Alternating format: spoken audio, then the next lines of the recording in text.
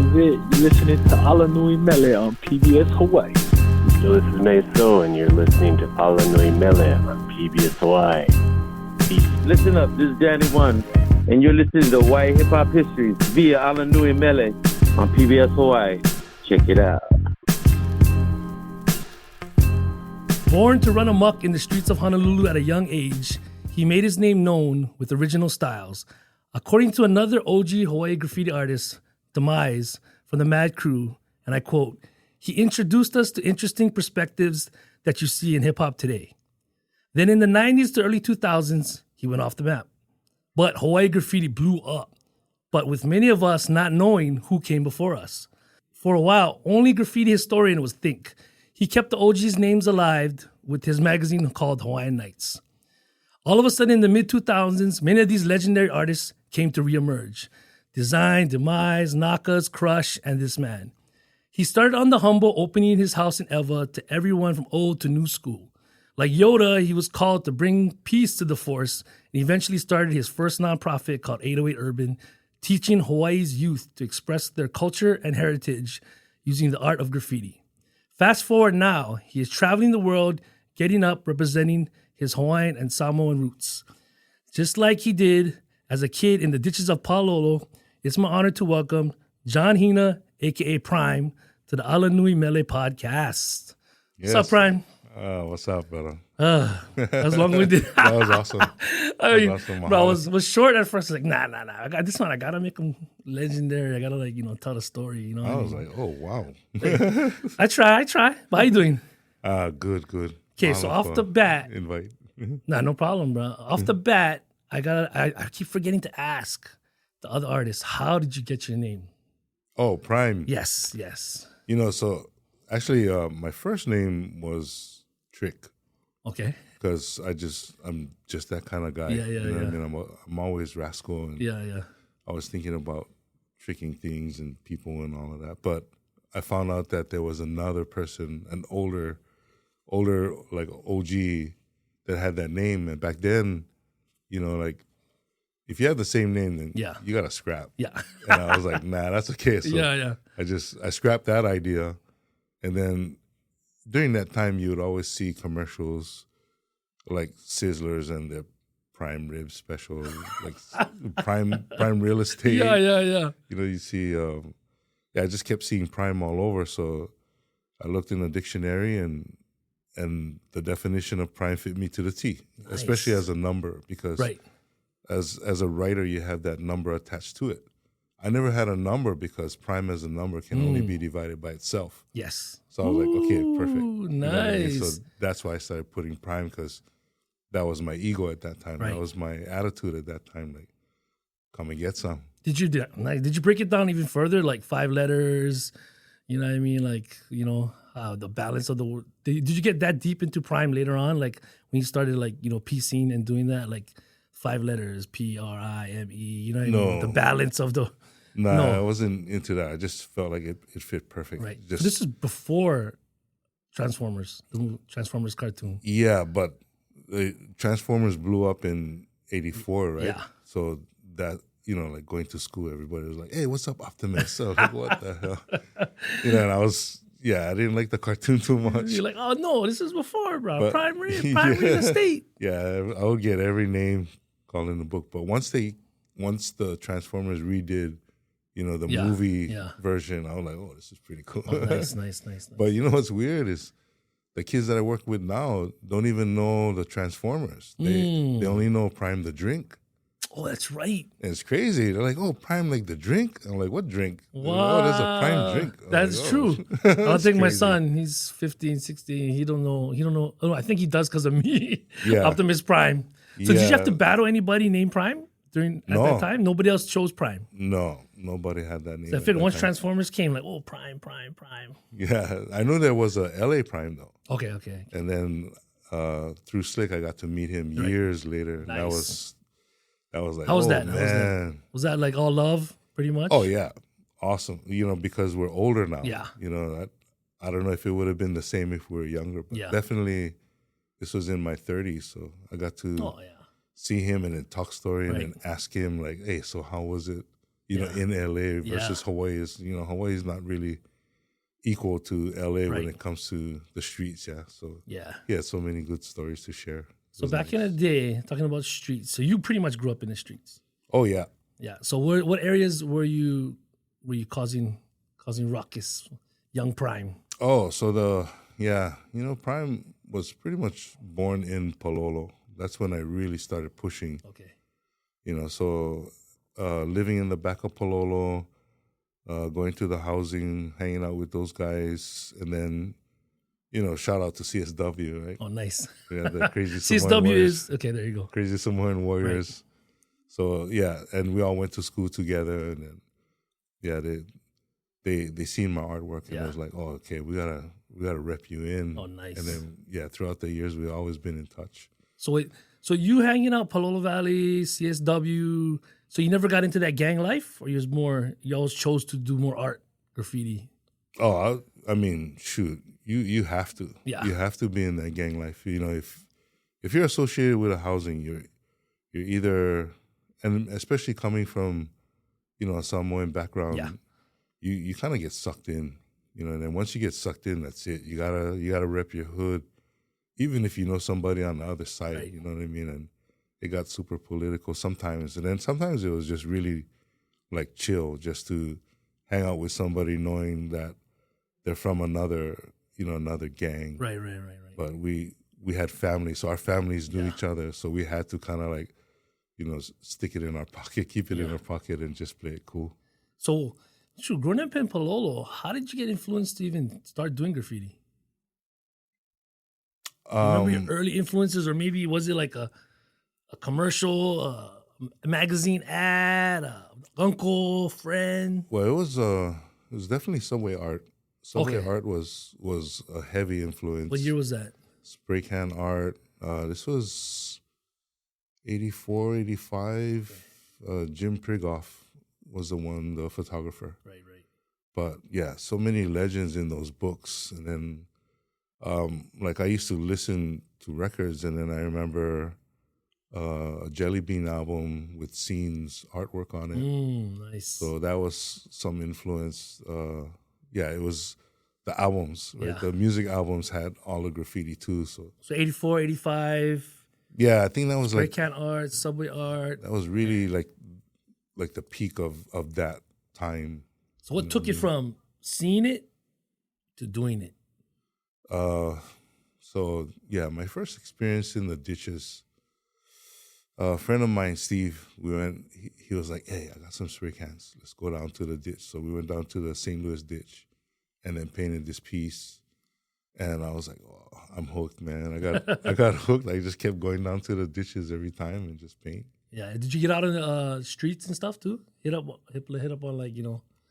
I like the bus stop game. Right. The bus stop game was fun because like you see it all over the trash cans, and then especially the bus lines. Yeah. Right? You gotta hit those bus lines. Because Hawaii doesn't have subways. We don't have subways, but I can tell you that I did hit a train once in Hawaii. Nice. I'm not gonna say where, but somebody shot a music video in front of it. So. Oh, that's crazy.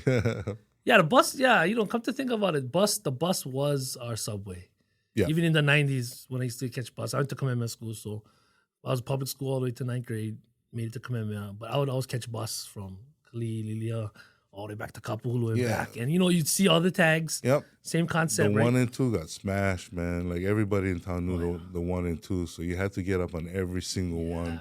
Because I went from Kalihi all the way through town. The 2 went all the way to Kapahulu, all the way to Lilia. Yeah. Stopped over there, turned around. Yeah. Was there so with the influences being all of that, who did you link up with, crew wise, name wise? Eventually, who's on the first people that you kind of like clicked up with? So I started my first crew in '84. Okay. And I had the I'm sorry. So I started my first crew in '84. The first 2 females. Oh, nice. 2 Shy and Acrylic. Okay. And then I had it was Pillsbury, and I forgot the 4th person. Oh, his name was Pillsbury. Pillsbury. He wrote Pillsbury. PB, yeah. PV. Shout out to Pillsbury. Pillsbury. Yes. Skull Vikings. What was the name of the crew? What crew was that? So it was originally USA, Okay. the Union of Style Artists, right? Which I got recruited by Design Madness. Okay. And that was the St. Louis boys. Right. So after linking up with them, I gave the crew to Too Shy. Okay. And then she transferred to McKinley. And that's where she dropped the A and just called it US. Oh, okay. Union of Style. And then she started to bring in, Nakas and all those guys. So how did you end up recruiting? How did you first meet up with female writers? I mean, that's pretty amazing back in the 80s to have 2 female writers. I mean, we barely have one right now. Yeah. Or maybe 1 or 2 off the top of my dome. Yeah. And this is 2023. You know what I mean? Every generation you have that female that just kind of breaks the mold and does their own thing. And these 2 girls, we all went to school together. Right. We all attended Kamiki. Kamiki.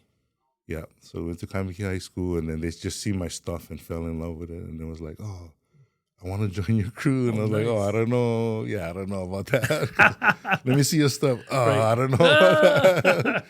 So they had to earn their stripes. They had to earn their stripes to get done. Because at that time, like, were you getting known in the, known in school, known throughout the, graffiti community? Yeah, well, definitely in school. Yeah. And as far as like out in the community, I never really show face. Right. You know what I mean? It's just as low key as possible. Yeah. So you gotta, especially back then. Yeah. Because it's like, yeah. Yeah, because once somebody rats you out, then you're done. Yeah. You know what I mean? And the cops got all the files on you and stuff like that. So at that time, who was running it? Who's running it in the streets or in the ditches locally? Skez. Skez was definitely smashing. Okay, and Skez was from what crew? Skez was MIA. MIA. Okay. Yeah. Who else was in MIA? Masters in Art. You had and I met him too. Wiz 10. Okay. Wiz 10 is to finally get to meet him. Yeah. Another ninja was pretty cool, exchanging stories and talking story with him. And then I know there's Stu, STU. Okay. Who else was? Bam was part of that crew too. Right? Bam was part of. Right. Before he moved up to the Bay. Yeah. Before he moved up to the Bay. So, I think MIA had the biggest crew. Okay. They, according to them, when I talked to Skez and when I talked to Wiz 10, they had over 100 guys. Dang. And they never knew who was in the crew. Oh, who's the leader of MIA? Well, it was Skez and Wiz 10, right? Those 2 guys used to rep it hard. Yeah. But everybody else was just kind of they never even knew that. You know what I mean? So was it the kind of just write them. Yeah, how you putting these guys down? You know what I mean? I think guys was just jumping in and just writing it and repping it just because it was they were so popular. You guys ever have any beefs between the crews? All those crews back in the 80s? So I never got into a fight. Yeah. But I was always looking for one at that time, just because I just wanted to scrap. Yeah. That was my mentality at that time. But I guess as soon as people know who I am and stuff like that, then they just back down. So I remember when we used to go to the ditches and we see other people, you know what I mean? I just stare them down. I give them that Mike Tyson look and just and they just look the other way and just keep walking. Oh, you know what I mean? That's crazy. Everybody just minds their own business, and I just what? They're nah, we cool, man. So you started getting a name then for yourself, painting and being kind of a punk. Yeah. I was definitely a punk. He's definitely a punk. But that was just me, trying to fit in with my crew and then repping the gang at the same time. Yeah. Oh, so you're still repping the gang and still writing? Yeah. So CSW, especially on the girls' side, Smokers Inc. Yeah. They would always put Prime Bloods. You know what I mean? The Prime Bloods was all over the place, and I copied their hand style. Oh wow! The girls had the best hand style. What? Yeah, big time. So back then, let's talk about the gangs, because it's a big thing for hip hop in the 80s and 90s. I know there's a lot. There's Blood, Crips. There's all these different gangs from Halava, Kalihi, Salt Lake. Were a lot of them also writers as well? No. Not in Palolo anyway. Yeah. I was pretty much the only writer. Right. But they, there was one time when we locked down B building, Okay. right? And then you had the boys So this is B building in in Palo Kamiki. Valley. Oh, Kamiki. Okay. Yeah. So right during, I think it was fifth period, right after lunch, Right. the boys locked down B building at Kamiki High School, Okay. and I just bombed the whole building Wait, during school. during school. What? While everything was like the teachers was teaching and Okay, the boys. That's all the Palo Valley boys yeah. locked it down. Meaning Yeah. like midday, shut it down. Oh yeah, fifth period. Wow. And you just got loose. Yeah, they just told me just go loose. So I went from one hallway to the next hallway. Nobody did anything. Legendary. So in Kamiki at that time, was there any other writers? Oh, we had plenty. Even Skez was going to Kamiki Oh, at the same time. the same time, but nobody knew, right? So did any of those other writers were gang affiliated? Because I mean, being a graffiti writer, back in the 90s, it was low key, hoodie, just kind of chill, you know what I mean? And there wasn't really you didn't really have strong arms, you know what I mean? But because you were with the Palolo boys, it's like, shoot, lock it down, get up, Yeah. get out. So majority of the writers were Asian. Okay. So not too many Samoan or Hawaiian writers. Right. I know there was one out in Waianae. Okay. Right, Brother Joel, who's incarcerated right now. But What did he write? what did he write? I forget. I was just talking to him like last week. Oh, wow. You just recently met him. He called me from prison.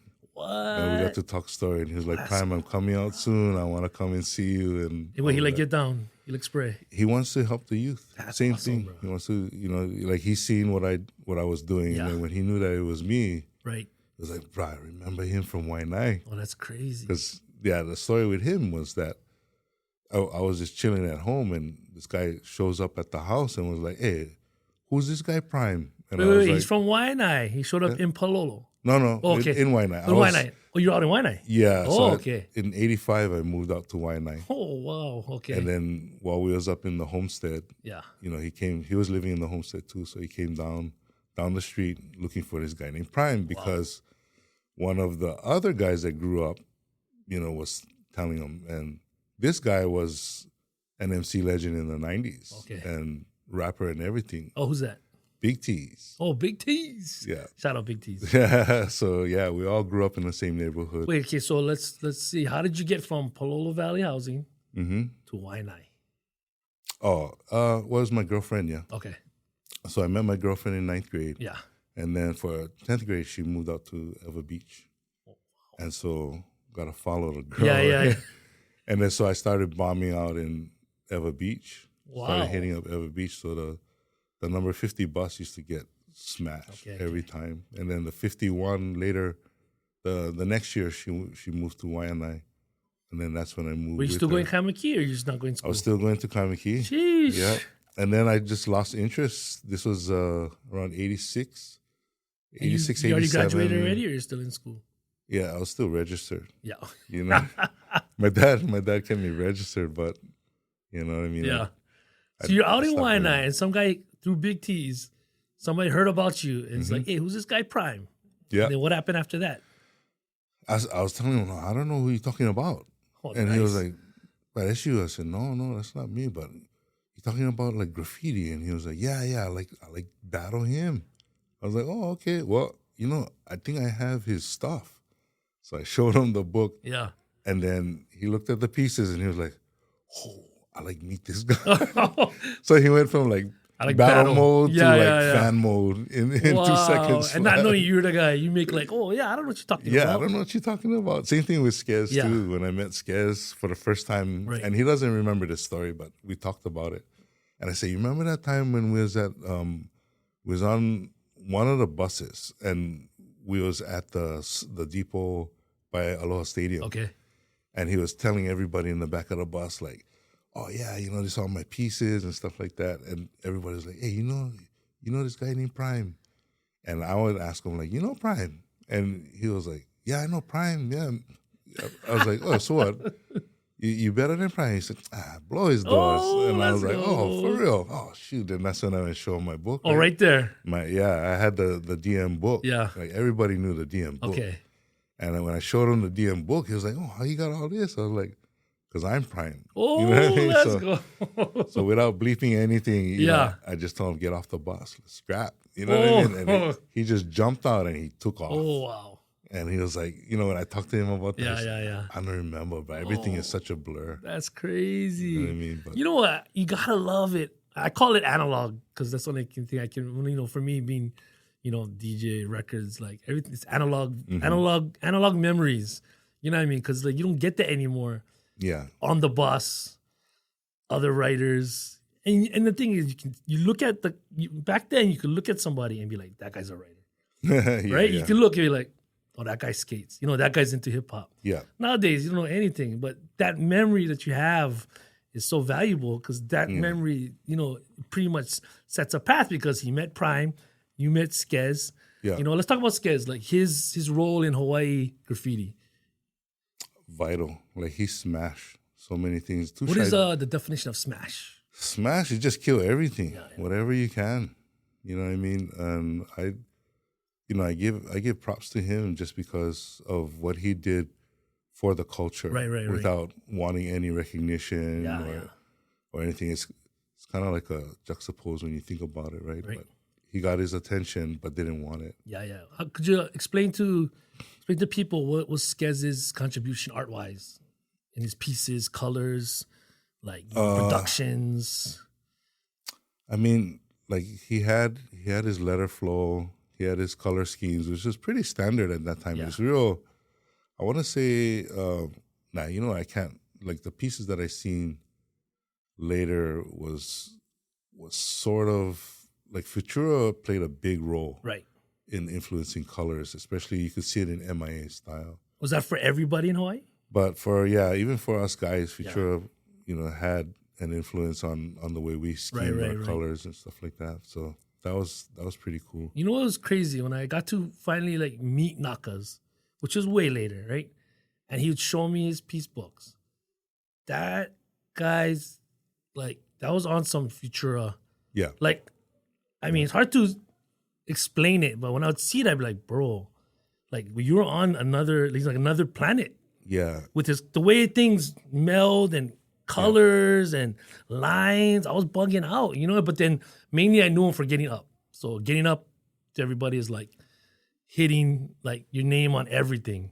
So he would be one of the kings of Hawaii, Nakas. Definitely. 100%. I'm pretty sure if you're listening to this podcast, when you're sitting in traffic, you'd see a Nakas, a AIM, up on random light poles in the middle of the freeway kind styles. You know what I mean? Yeah. So like, you know, when I think of like Futura and stuff like that, I mean, I could be corrected totally wrong, but I would always think of after I met Nakas, I was like, bro, this guy has been influenced by him, but just the way his thought process and when he did his pieces in his piece book, you know what I mean? Yeah, I got a story about Nakas, a funny one. So he went bombing and they took this art student with him, female art student who wanted to kind of observe how it is in the jungle and stuff. And then after he was done rocking his piece, she goes to him and she's like, I just love the colors, and like, how did you think about putting this color with that color? Like, it's just an amazing combination with the red and the silver and, the baby blue. And he was looking at the girl like, what are you talking about? That's all I could steal today. So that's what we're using. You know what I mean? And our student was like, what? I was like, yeah, that's all we could steal today. And that's what ended up on the wall. That's epic, bro. And that in itself is a whole nutshell. Stealing. Like, yeah. I mean, shout out to Nakas. Yeah. You know where you at. Yeah. Take care of my brother. Nakas was a character. That sounds like him. Yeah, that guy is like so legendary. I don't want to spill too much on him just because to protect him. Another legend is Crush. Oh yeah. So there was I'll tell this story because so Crush who was his crew, and who was Crush? who's he affiliated with? So Crush is Bomb Squad. Okay. Always been Bomb Squad, right? And it was him and Slick. Okay. And what area was that? The school area? The a.k.a. So they attended a.k.a. And Crush was just, we would get up on the buses together. Like we knew each other from popping days. Okay. So even before the whole hip hop scene, I knew Wow. Crush, right? And then when he got into the whole writing scene, joined Bomb Squad, what I thought was interesting is they only had 2 writers. It was just Slick and Crush. Wow. But they killed. They killed everybody. Like I said, MIA was 100 plus, Yeah. but they wouldn't even come close to, trying out Bomb Squad That's crazy. because Bomb Squad would hit you on every level. Yeah. And then for us guys, we only had 4 at the time. When I Right. first joined, it was just 4 of us. And then we added a couple more later. So we were more like a smaller crew versus everybody else's, 30, 40 plus. Right. So Bomb Squad had 2 writers, and it had DJs, Yeah. MCs, They had B-boys, everything. poppers, lockers. We just had this conversation recently. And Right. when they did the brown bags. Yeah. Yep. They covered every pillar of hip hop. So did you said you started popping and locking before you started writing? Yeah. So my timeline Yeah. goes from disco, right? Okay. So in the 70s, Right. we would go to the clubs. Yeah. So like Hubba Hubba Swing Club. Yeah. Like I'm probably 8 or 9 years old. Oh. You could go in What? because Chinatown. Chinatown, yeah. Wow, okay. So I grew up in Chinatown. Right. I grew up in Marites, right? I grew up in all these places. Yeah. And it was way different. Like people smoked in the bars. Right. And the kids came in. You know what I mean? So you just put them on the side while the aunties, uncles drink, Yeah. and then they just do their own thing. Well, they also had people that were dancing. So like Okay. you watch the disco, Yeah. and then from disco you see like the robot, the popping, Right. and then the locking. Yeah. So Was it it was- popping first or locking? Boogaloo? I mean, Yeah, it was boogaloo, locking, right, and Yeah. then after the locking, then popping. Right. And I remember when I first seen popping, I was like, "What the hell?" And it was to the song "Numbers" by Kraftwerk. right. Oh, nice. And I was like, "Whoa, what's this sound? Yeah, It's yeah. tripping me out." But watching this guy pop was like watching a robot move faster and more fluid. Wow. And then when he did a wave, I was just like, "Wait, what is going on?" Yeah. And this was, I remember vividly. This was at St. Patrick's Wow. in Pololo. Yeah. Wait, St. Pat. So so that guy, how did you think? Did you ever ask him how he learned how to do that? I mean, you've seen him all over. Okay. So even if like you went, one of our other spots we used to go to was the Point After, Okay. the old Hawaiian Region Hotel, and that's where you went to see the Silver Lockers. Oh, okay. So they're performing. They were performing, yeah. So we would go and watch. My uncle he was tied closely to the Waikiki community. Yeah. So he would take us out, Wow. go check this out. You had the street performers. Yeah. I mean, shoot, I think CNK was performing in front of Liberty House at that Oh, time. crazy. That's how long time ago So it you was. had Point After. It was at the same time as Silly's. Was it Silly's? Silly's, well, for us guys, Yeah. the Point After was in the 70s. Right, Silly's was in the 80s. 80s. Okay. Yeah, especially like for the teens. Yeah. And then in between that, you had Castle Park. Okay. Yeah, you sent me a clip Yeah, of Castle Park. And you sent me, what crew was that? Was that Bomb Squad or? oh man, I cannot tell you, but I just know that that the Imperial Wizards performed. That was a Professor Fun's show. Okay.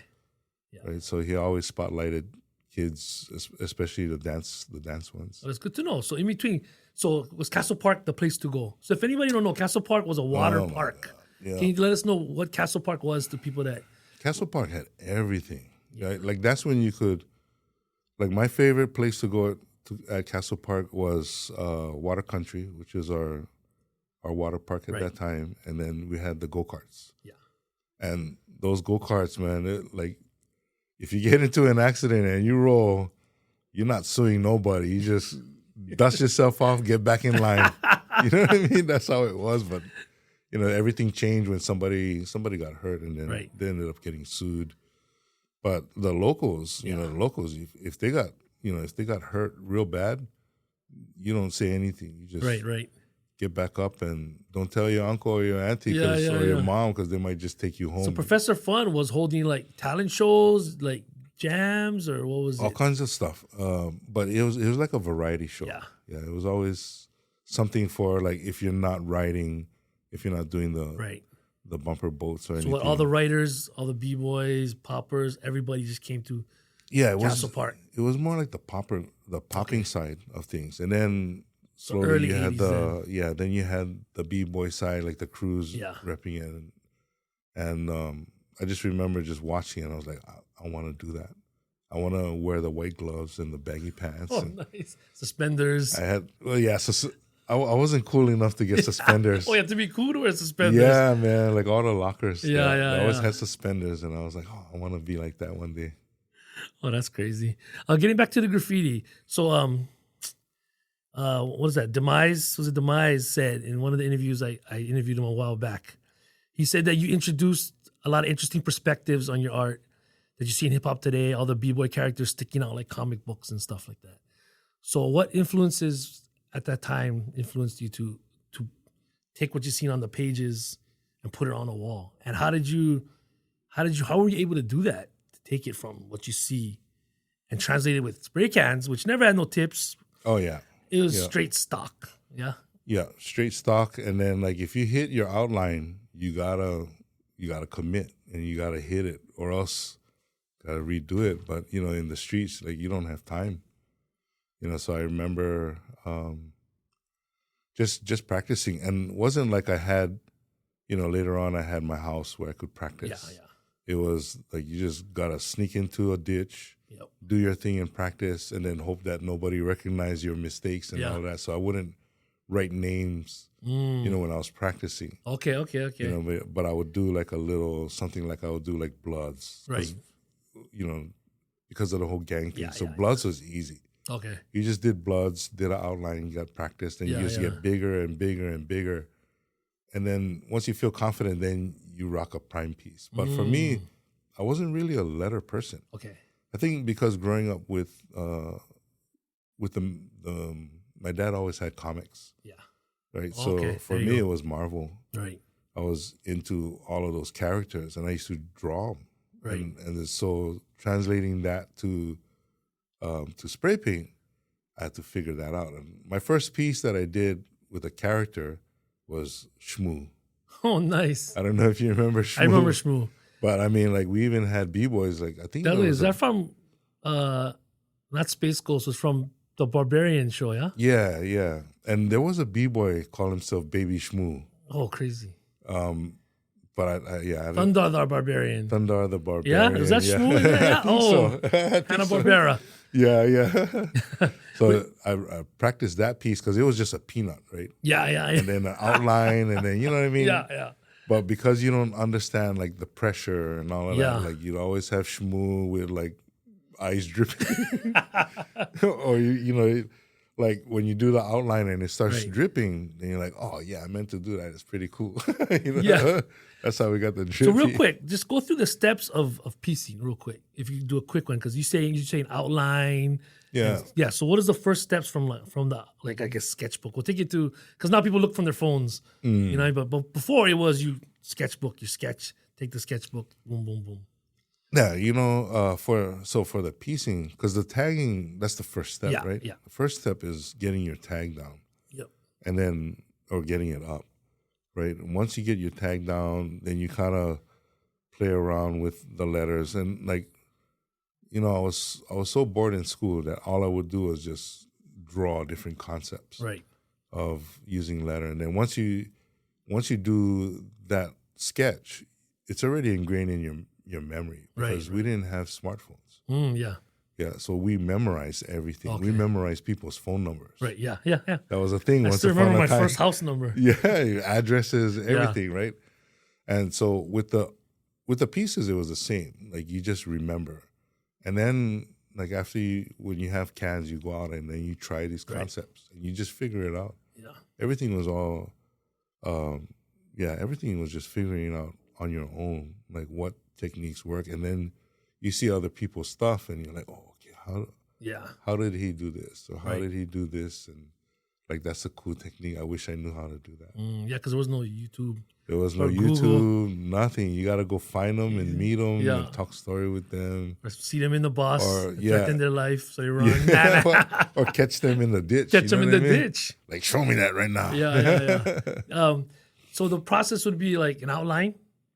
Start off with that. You start with an outline, but like back then, because like the way the guys outline in the States, right? Meeting them later Okay. was way different than the way we did it.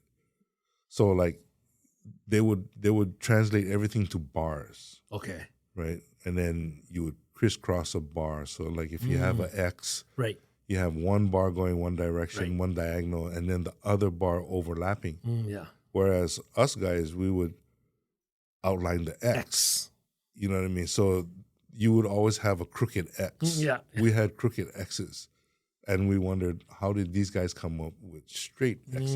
Yeah. Right? And then so like some of the guys would come down and then show some guys techniques Right. or, you know, people had access. It's the ones that had access to all those techniques Yeah. that usually showed better. And Right. I wasn't one of those guys. Ah. I had to figure everything out on my own. the But long way. maybe just doing the outline of an X help you create like a different style, It did. right? Rather than being so symmetrical, so robotic, right? Which is a style in itself, Yeah. right?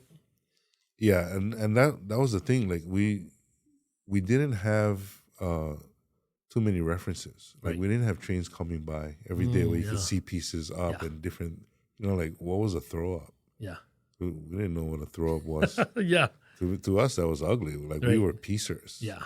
Right. So we had to come with it hard. We had to, or you know, like there's the Farrington piece. I wasn't part of that one, Right. but my crew was, and they rocked the whole wall with giant letters and characters and everything. And that was pretty amazing. So they got props for that. Our crew got props for that. Right. So But because over Hawaii the- wasn't exposed to because back in the day, in the mainland or New York subways, right, travel from borough to borough to borough. Yep. So styles was being exchanged. Yep.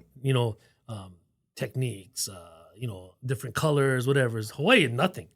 Yeah. You grew up in Kalihi, you only knew Kalihi, unless you got on the bus, you went to Pro Ridge, you meet other Ala. writers and stuff like that. Yeah. So it could be looked at as maybe a deficit in our sense, but at the same time, it could be create more creativity because the lack of influence. Yeah, it was different. Yeah, Right. definitely different. So like Hopako, Yeah. at Ala Moana, Right. that was the spot where all the writers would gather.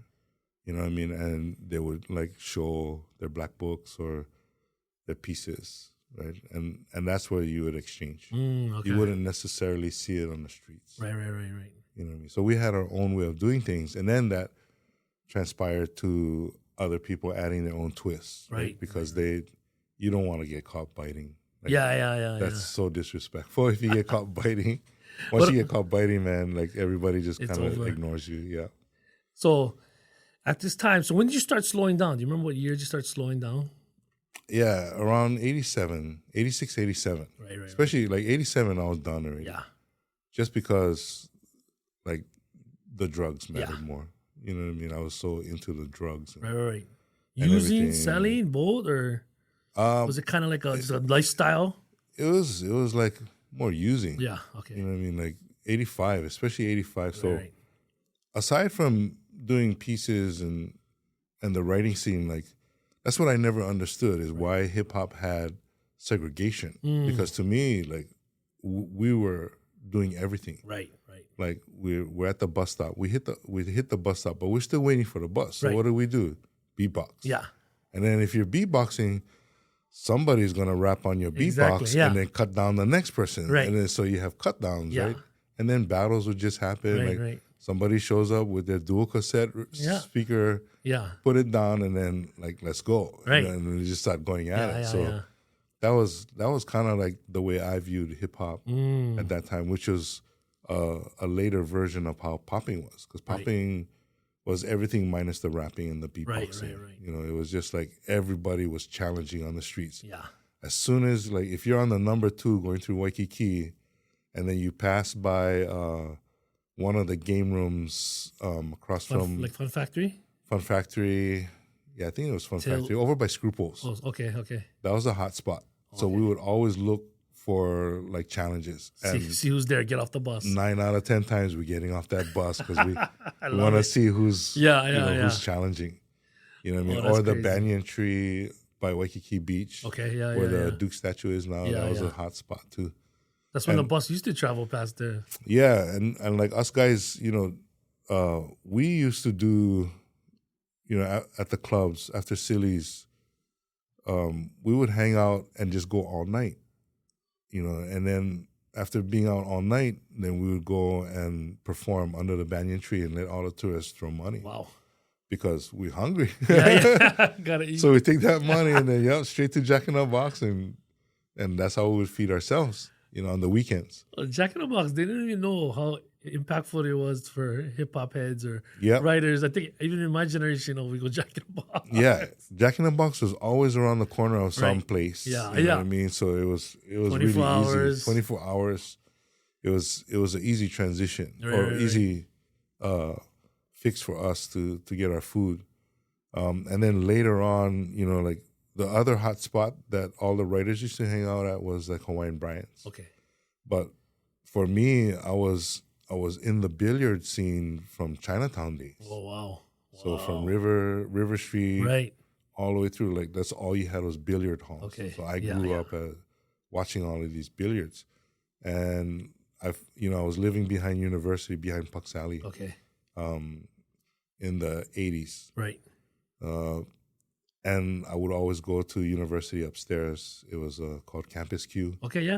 and that was my home spot. So Wow. we'd go there, and like that's should- another way to make money.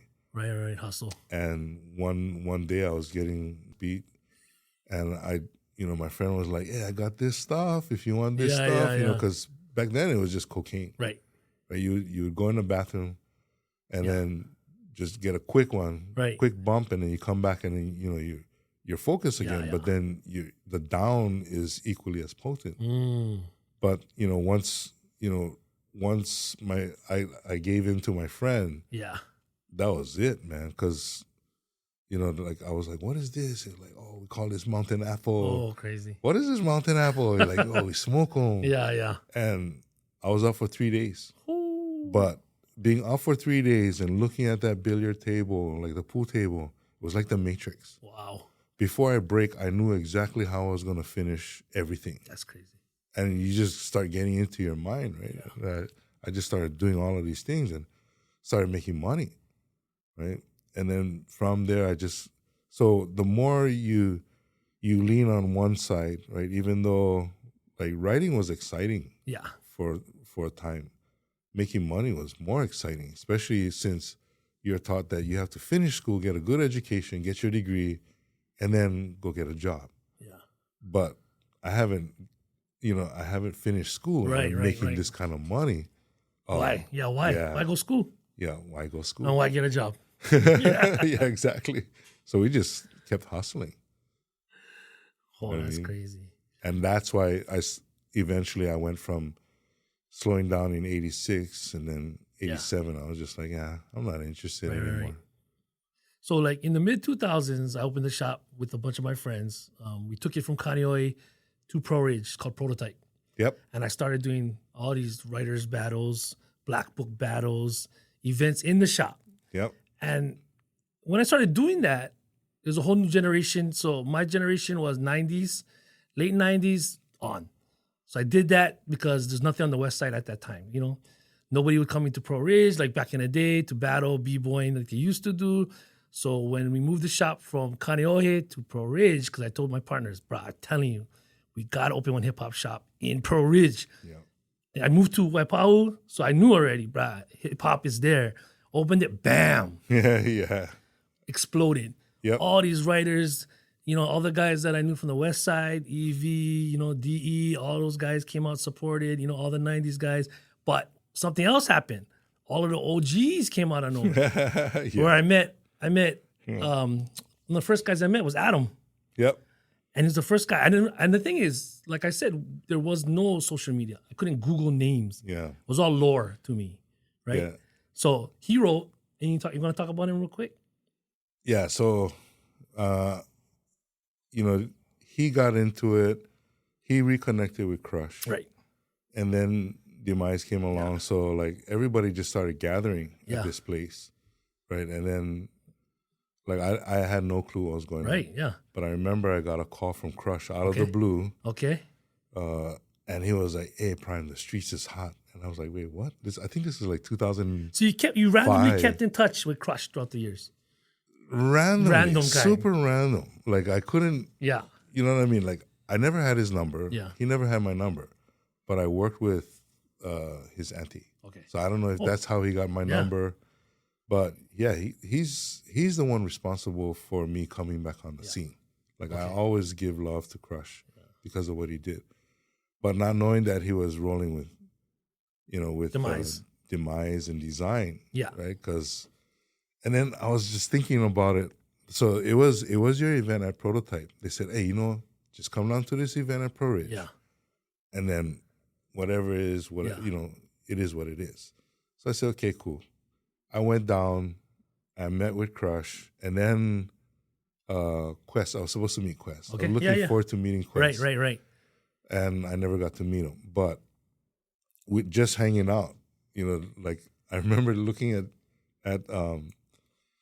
at Demise, and I was like, "Who's this guy?" And he's like, "Hey, you don't know me, but I know you. I remember you from like Kamiki days. Right. Such an honor to meet you." And I was like, "Bro, I don't know you. I'm sorry." And I'm dressed like an adult. Right, yeah. I didn't fit the profile. Right. You know what I mean? But looking at all the kids, and everything was so different because these kids was walking around with their black books like, "Hey, I'm a writer, I'm a writer." Wow, this is whack. Yeah, it's super whack. I mean, dude, I bought in, so I jumped on with the Prototype guys in Kaneohe, started bringing in graph supplies there. That's why I got to meet a lot of the East Side writers. Then when I bought it over to Pro Ridge, there was no. Yeah. I bought all the pens in, the black books. Yeah. And then I got to meet Design, Demise, Crush. I knew Quest. Quest was shout out to Quest. Yeah. Why? Is because he's one of the writers from the old school that kept writing. Kept nonstop. Man. And he kept supporting the hip hop. Yeah. I had a radio show. He'd always call in Quest. So respect to Quest because he's the one that kept a lot of it alive. You know what I mean? When a lot of older cats kind of went away, did life, whatevers. But yeah, during that time, then, so you got to that event, and I don't know if I met you then. Those events are nuts. It was crazy. Kids. Yeah. So you're bugging out that the kids were like, "I'm a writer. Look at my pen. Hit my black book." Right? Yeah. Because back in the day, it was like, no, like you don't know who I am. Yep. I'm not a writer. Yeah, I'm not a writer. I'm not a writer. Yeah. You know what I mean? And then when you get to meet them, you're like, this kid is looking at me, and I'm looking at. I told the kid, "Hey, let me see your black book." So he thought I was a cop, right? So I started looking through his black book, and I said, "Hey, let me see your pen." Oh, so I took his pen, and then I just started drawing. Yeah. And then this other kid comes, "Hey, you a writer?" I was like, "Yeah, I am." And how long? Wait, real quick. How long has it been since you even touched anything? Oh shoot! In that world, it was 87. Oh, so decades. Yeah. For any graffiti even thought about? I mean, no, I would draw pen and ink stuff, right. but you know what I mean, like not full on. Black books, tagging. Yeah. Drawing in peace books, talking with other writers, especially kids. Yeah. Because probably went to school with your kids. Yeah. Oh yeah. A lot of them went to school with my kids. So you're hitting the black books, and then what was the feeling? It was one of those movies that played out for me. You know what I mean? Because I'm like this old timer, and like back in the day, I would walk into a mall, and like if I signed my name, everybody knew who I was, right? So here I am thinking like, okay, these kids are writers now, so they're like, "Oh, what is your tag?" I said, "Oh, Prime," expecting them to know, right? Yeah. The kid was like, "Oh, okay, interesting," and so that was my wake up call, right. But you done, like, you nobody, Nice. you know what I mean, right? But everybody knew Quest. You know what I mean? Yeah, everybody loved Quest. Yeah. And so even Crush was like, "Bro, Quest's been holding it down since the 80s. And like he's the true G. You know what I mean? And I was like, "Oh, that's cool." Yeah. And then when I finally got to meet him, he was like, bro, I'm just glad you're not Japanese. Yeah. I was like, wait, what? Suck And your then puss. I was like, oh yeah, you're right, because Yeah. most of the crews, Yeah. they were Asian, Right. and you hardly see any brown skin. So Yeah, for him, it was like huge, and then to see Adam and stuff like that, Yeah. that was huge. Yeah, I met a bunch of guys. Slime 99. What is Escape? Yeah, I met him, and then his son. Yep. Who else came through? Yeah, I don't know what I really don't know why it happened on the real. I just knew I needed to do something on the west side. Yeah. and I needed to supply. Well, that changed the course of my life. You know And then, what I so mean? what made you start opening your house? Like, so you had that one experience, and you just keep coming back to the writers' battles and Black Book battle. I mean, the things at the shop, and eventually you're like, you know what? Let me open this Yeah. up to No, it was so it was an experience that I had at home Okay. with my kids. right. Yeah, so it's my day off. My kids come home with their friends. They're attending Ilima at that time, and so my daughter peeks her head into the house, and then she's telling me that the brother and the friends, they want to paint the garage. So I said, okay, Oh, cool. okay. Finally, these guys going to make this house nice. Not knowing who Dad was prior to their birth, right? They have no clue. No. Wow. Once I started a family, that was it, man. I just cut ties with everything in the Right. past. You know what I mean? That was, to me, that was the proper thing Yeah. to do. Of course. Not knowing that it's going to come back later. And so, about 10, 15 minutes later, I smell the spray paint seeping through my door. You're like, I was like, I know that smell. Yeah. So I open the door, and here's my kids tagging my walls. oh, you thought they were gonna paint. Yeah. I thought they were, because Roller. it's all like nicked up. Yeah, Right, the yeah, garage, yeah, so yeah. I was thinking they were going to make it nice and white again. Right. No, they made it worse. Oh, And I was so upset that, they you're were upset. Yeah, I was upset. Right. But not because they were tagging. I was upset because it sucked. Right? Yeah. I said, that's not how you do it. Oh boy. You got to make this, Yeah. do this. And So you're smelling it. I'm smelling it. I'm trying to explain it to them. Yeah. Like, this is how you're supposed to do things. Yeah. And the kids are looking at me like, what are you talking about? Yeah. And then, so I took their cans, made them sit down and watch. Oh, okay. Right. Then that's when I put up a piece, in my garage real quick, but it was super old school. Right. Yeah. Right. And then I remember, later when I started opening up my house, but the kids were just tripping. There was what is going on? And they were like telling my son, oh, I never knew your dad was an OG. Like, your dad's an OG. And then back then it was the flip phones. Yeah. So break open the flip phones and they're just shooting away at this yeah. one piece, right? And then, fast forward to the time of your event and me inviting the kids over, because at that time I decided, you know what, I don't like where this is going. Right. I'm seeing the kids heading down the wrong direction. They're going down the same path that I already know Right. Yeah. what the end is going to be like. So we need to change that. And so I called a meeting with, all the heads that Right. I could get in touch with. And I remember everybody was just kind of like, nope. That's dumb. Right. This whole concept of going legal. Right. And, so like in a lot of ways, I had to fight with my own community. I had to resist against my own community, but I was just bullheaded and headstrong. Like, for me, it's like, okay, who's going to do what to me? Right. Okay, I'll just turn around and just punch you in your face. That's it. You know what I mean? It's not like I haven't seen it the worst already. Yeah. Right, So, right. after starting the program, I remember, like, I said, hey, I did one piece recently. Yeah. Open my garage, and then Quest comes in, and he looks at my piece, and he's like, oh, I never see these kind of hands long time. And I was like, oh, what you mean? He goes, wow, this is old school style. Yeah. Because the old school style, you just blast. Yeah. Like, there's no Right. It's just Yeah. and you go until you click. Yeah. It's empty. You know what I mean? Right. And for him, he was just like, I miss this style. I really miss nice. seeing this kind of stuff. Like, Yeah. it's so good to see. And then I get to see him paint, and I'm just like, oh, yeah, I'm doing it wrong. Yeah. I'm doing it really wrong. Like, a lot has changed. Yeah. You know what I mean? And Quest was definitely one of those mentors and teachers that kind of that's awesome. brought me up to speed. And then Crush was, like, just all of those guys. Adam, Demise, like, if it wasn't for those guys, because they were on the shelf, you know what I mean? Like, on the fence with everything. Like, like, I understand what Prime's doing, but yeah. I mean, a lot of people were. Yeah. You know what I mean? But I got it. I understood it, and I felt like it needed to happen. Because you're always going to have the illegal aspect of graffiti, the true definition of graffiti. Yeah. It's going to always be there. But if it was somebody else, they would have folded. Oh, yeah. And then if 100%. they folded, it would have gone back to the normal. Yeah. So that's why I was just like, I'm not scared. I'm not scared of anybody. Yeah. So, like, who's going to tell me what to do? Nobody. Yeah. And I told them, like, if you guys got anything to say, stand up and say something. Yeah. Nobody. Yeah. So I said, okay, cool. I'm going to do my own thing. And little by little, some of the boys would just come out and like, hey, Brian, we're just here to help you out. Yeah. Hey, you going legal, yeah. huh?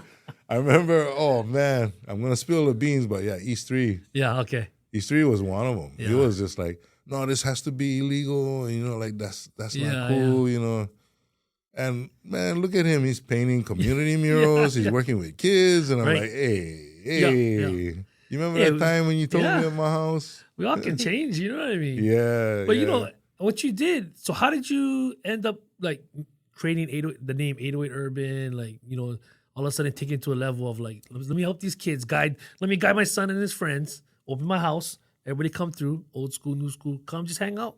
Yeah, well. And then next thing you know what? 808 Urban. Yeah, so 808, of course, is our area code. Right. And then Urban, giving it some kind of street funk. Yeah. And then, so that was the business side of things. And I wasn't sure how to create a business because I've never done. Right. I've had businesses before, but not something along the lines of nonprofit. So everybody was encouraging me to start a nonprofit. And I was like, I have no clue. Yeah. But I need to do something for these kids. Right. And at that time, nobody opened their doors for me. They were just like, no, that's a crazy concept. Yeah. Because remember, at that time, it was everything, all the funding went to tag. Yeah. Totally against graffiti. Yeah, against graffiti. Yeah, and I thought it was super whack, right? Yeah. So I was like, how come we can't just take a little bit of that money and start programs? But just the concept of using spray paint to teach kids and all of that was just so foreign that I wouldn't get any support. Right. Which is why I opened up my house instead. Okay. Right. So I said, okay, if nobody's going to support me, I'm just going to do it. Yeah. And you remember, my house, the first event that I held at my house, I told everybody 100 pounds of steak. I'm cooking corn and 100 pounds of steak. Now, you guys just show up. Yeah. I'll have some cans or whatever. Yeah. I was so excited. 3 kids showed up. And I was stoked because I had all of these walls. Yeah. But 3 kids showed up. And then, like, they started spraying, and I was cooking food the whole time. Yeah. It was just like uncle's barbecue in the backyard. Then you had the OGs come through. Right. And just impart knowledge on these kids. Yeah. And it was a good vibe. Then the next one, the crowd got bigger. Yeah. The next one, crowd got bigger. And I think the first official one was when Slick came down, Woes was there, and then you had Mayor 139 there. Wow. And then, what's his name? From House of Pain. Everlast? The tall one. Danny Boy. Oh. Danny Boy, yeah. So Danny Boy from House of Pain came through. And it was cool because you had all of these like celebrities. Yeah. Eating, like Hawaiian barbecue. Yeah. And just paint. You know what I mean? And then that's when I put it out to one of the writing forums that if you guys have any people coming through Hawaii, I would love to throw a bench and just host them. Right. And then that's how word got to Estria. Okay. Right? Like, hey, there's this guy in Hawaii. Do you know who he is? And he was like, no, I don't know who that is. but you know, he's good friends with Bam, and Bam Right. was like, I think that's OG Prime. Yeah, the one from in the Right. 80s. If that's the same one, then yeah. Yeah. And then that's how everything happened. And started moving everything forward because, you know, Bay Area was already doing Yeah. youth programs, Right, you know, around that. Actually, I was doing his stuff up there too, right? His He battle. was doing Invitational. his things. So he, you know, he taught me a lot about organizing, and then my trips up to the Bay Area meeting actual organizers. Right. Taught me a lot on what to look for and how to kind of how they piece things together. Right. And then I just got to come back and modify according to my own community. Yeah, because what you did with 808 Urban, like, of course, I remember the first. I mean, I had conversations with you, and I was there at the first of everything. Yeah. I questioned it. I was like, "What? Like, how is that going to happen?" Right? yeah. You know, how can it be legal? How can you How Right. can you do that? You know, but you did it, Yeah. right? And you knew the pushback Yeah. from the streets, from the traditionalists, as well as, you know, from politicians and the public. You know, The general public. general man. public. Oh Period. my Right? God. Against look at now. Yeah. You can literally go on I tell people you can literally go on a wall right now, Yeah. paint, and no one would say Nobody's nothing. gonna trip. They'd be like, "Oh, beautiful. Who are you with? So and so, so and so, so and so." You can be like, "Yeah, yeah." Yeah. Cops don't even care anymore. Shoot. And I'm not saying that. I mean, you played a big part of that. Normalizing Mm-hmm. graffiti, which is now called street art, right? Right. Not even graffiti anymore. And you gotta separate the two Yeah. because it's a big difference. Yeah. Even back then, they were trying to think about different ways of calling it because nobody wanted to call it graffiti. Yeah, So they were calling it like aerosol art yeah. or aerosol something. Right. And the one that really stuck was street art. Street art. But I always tell them, I always tell people like, yeah, you guys don't even know the struggle. Yeah. You know what I mean? Like there was one time we was painting, it was a demo that we were doing out in Eva Beach. And this old man and his grandson walks by. And it's me, Quest, and I think it was Pest 3 that was painting on the wooden walls that I made. Shout past. And so, the grandfather says to his grandson, so look, you see these guys? These guys are criminals. Oh. And so you don't want to be like that or else you're going to get arrested too. Oh God. Oh, Quest was so pissed. Quest was like, throw this can at that freaking old man's face. And I was like, just chill. Yeah. Just look for it, just keep painting. You know what I mean? Right, So yeah. there was all of this stuff that was happening. And then, on the threads, you would hear everybody's comments or they would make subliminal message about how they felt about everything. And I was like, hey, just keep coming. You guys can keep talking and do nothing or do something. Do something. Yeah. You know what I mean? But if you guys ain't going to do anything, you guys don't count. Yeah. So I just discounted everybody and just kept going. You know what I mean? It was really How tough. many kids' lives have you affected through 808 Urban? Do you have like a number?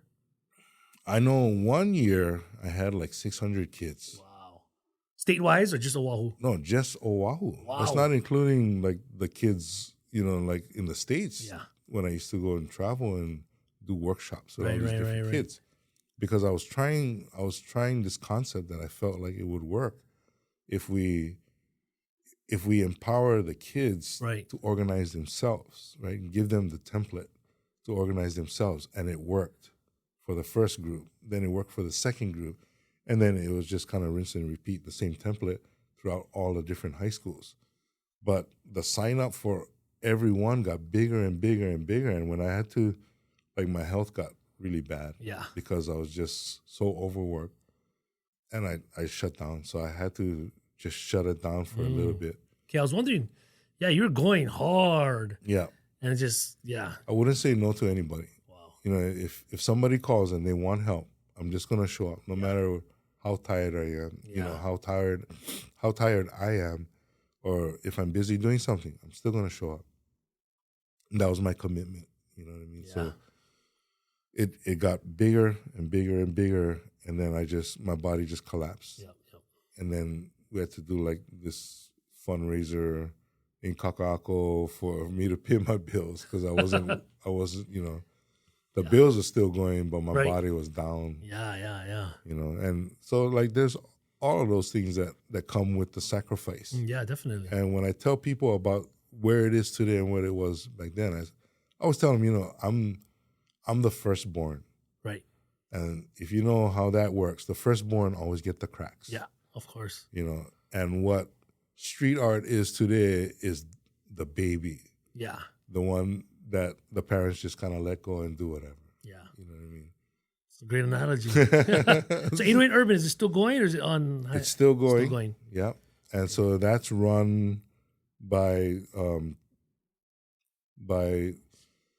Kukui and Ralph. Okay. Yeah. So those guys know me inside and out. Right. They know like what I expect and everything. You have any involvement with 808 Urban anymore? I do, especially on the back end. Right. Because like they just love to paint. Yeah. They don't want to deal with, you know, like the phone calls or the emails. Okay. So I'm just more on the back office side. Yeah.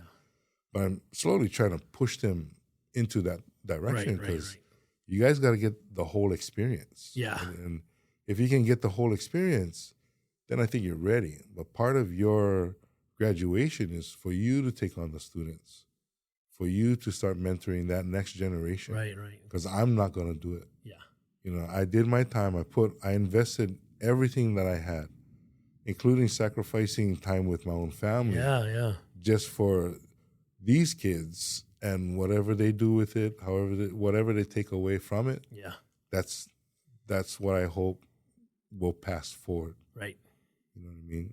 But it is what it is. So I'm partially involved with the back end of things, and then I'm mostly focused on my next chapter. Okay. You know, and that's just me being selfish now. Yeah. You know what I mean? Yeah, you got to take yourself. Yeah. The other thing too, you know, like what I remember coming out, you know, this just popped up into my head. But when I first came back into the scene, it's like Hawaii never had an identity. Yeah. It was so LA influenced, you know, and even in the 80s, even though it was East Coast influence, it was New York influence, we still had our own little twist on things. Yeah. You know what I mean? But LA was just like, Hawaii was just like strictly LA. Yeah. And I was just like, wow, where's the originality? Nothing. You know, and then I remember when I started implementing bits and pieces of the culture, everybody, you know, kids were just laughing. They thought it was kind of hilarious. It was whack to them. Yeah. And then now when I see them, I'm not going to mention names, but when I see them, I'm like, oh, Hawaiian. Yeah. Wow, you Hawaiian artist now.